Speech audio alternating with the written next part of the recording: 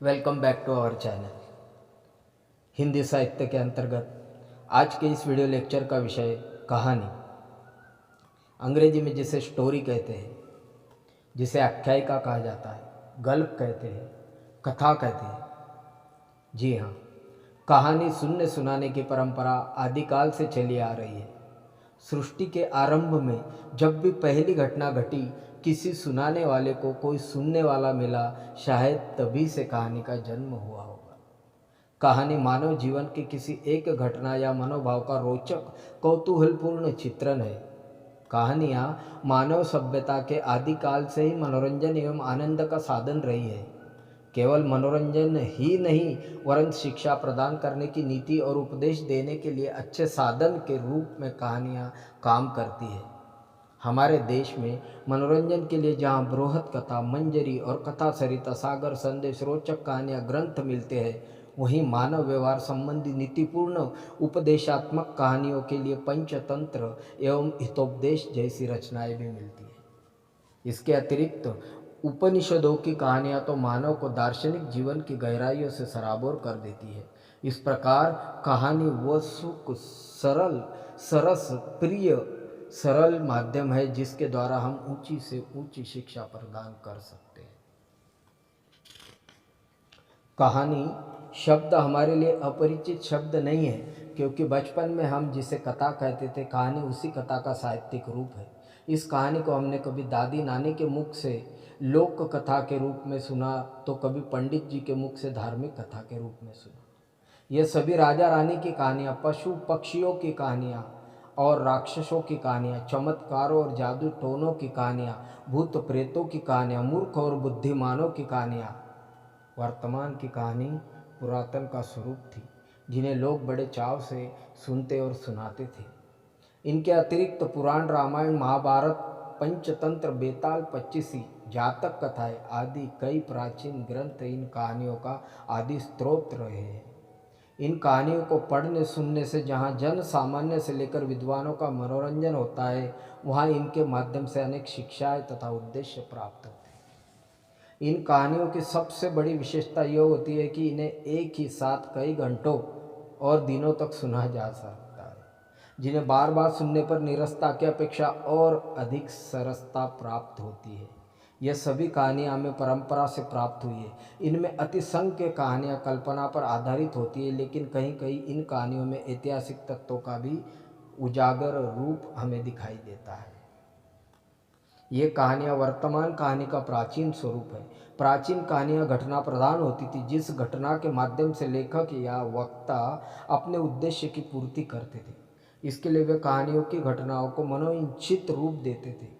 कहानी की रचना के लिए वे काल्पनिक, दैवीय और चमत्कारिक घटनाओं को आविष्कार करते थे। लेकिन वर्तमान की कहानी पुरातन कहानी से एकदम भिन्न है, क्योंकि आज का कहानीकार कहानी की घटना को मानव के यथार्थ जीवन से जोड़ता है।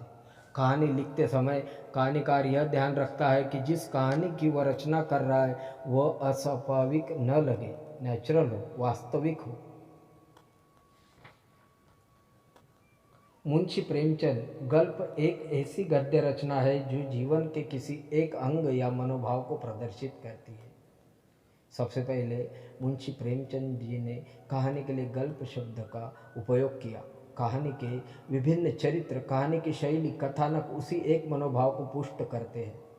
यह रमणीय उद्यान न होकर सुगंधित फूलों से युक्त एक गमला है।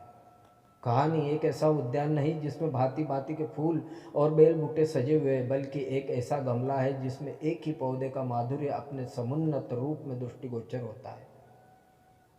कहानी ध्रुपद की वह तान है जिसमें गायक महफिल शुरू होते ही अपनी संपूर्ण प्रतिभा दिखा देता है। एक क्षण में चित्त को इतने माधुर्य में भर देता है जितना रात भर गाना सुनने से भी नहीं हो सकता। अजनय जी कहानी को जीवन की प्रतिछाया मानते हैं। जैनेन्द्र कुमार निरंतर समाधान पाने की कोशिश करने वाली एक भूख मानते हैं। राजेंद्र यादव जी अनुभव की प्रामाणिक अभिव्यक्ति ही कहानी है। मोहन राकेश के अनुसार न तो घटनाओं का ब्यौरा है, न ही जीवन का लेखा जोखा है, बल्कि कहानी की मूल चेतना है व्यक्ति के दर्द को उभारना, रसोद्रेक करने वाला कथन। एडगर एलन पो कहानी एक ऐसा व्याख्यान है जो एक ही बैठक में पढ़ा जा सके। जेम्स डब्ल्यू बीन कहते हैं, किसी एक पात्र के जीवन में आने की किसी मोड़ का संक्षिप्त एवं नाटकीय ढंग से किया गया चित्रण ही कहानी है। छोटी कहानी एक स्वयंपूर्ण रचना है, कल्पनात्मक विधान है जो रूप घटनाओं के साथ आकार ग्रहण करते हैं। हजारी प्रसाद द्विवेदी जी भी कहानी को गल्प कहते हैं। जीवन के किसी एक पक्ष को चित्रित करना कहानी मानते हैं। H.G. वेल्स, कहानी तो बस वही है जो लगभग 20 मिनट में पढ़ी जाए। तो हमने देखा कि कहानी क्या होती है। कहानी हम सभी के लिए एक रोचक विधा है। इसमें मुंशी प्रेमचंद जी की व्याख्या, गल्प या कहानी एक ऐसी गद्य रचना है जो जीवन के किसी एक अंग एवं मनोभाव को प्रदर्शित करती है। कहानी के विभिन्न चरित्र, कहानी की शैली और कथानक उसी एक मनोभाव को पुष्ट करते हैं। यह रमणीय उद्यान न होकर सुगंधित फूलों से युक्त एक गमला है। कहानी एक ऐसा उद्यान नहीं जिसमें भांति भांति के फूल और बेल बूटे सजे हुए हैं, बल्कि एक ऐसा गमला है जिसमें एक ही गमले का माधुर्य अपने समुन्नत रूप में दृष्टिगोचर होता है। अनुभव की प्रामाणिक अभिव्यक्ति ही कहानी है, राजेंद्र यादव जी कहते हैं। और अमेरिकी कहानीकार एडगर एलन प्रो, कहानी एक ऐसा आख्यान है जो एक ही बैठक में पढ़ा जा सके और पाठक पर किसी एक प्रभाव को उत्पन्न कर सके।